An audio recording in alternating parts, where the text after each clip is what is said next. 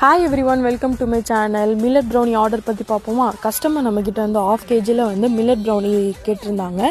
மேல வந்து டாப்பிங்ஸா வந்து நிறைய நட்ஸ் ஆட் பண்ணி கேட்டிருந்தாங்க. சோ கஸ்டமர் கேட்ட மாதிரி நம்ம வந்து உங்களுக்கு சூப்பரா வந்து brownie ரெடி பண்ணி கொரியரும் சென்ட் பண்ணியாச்சு.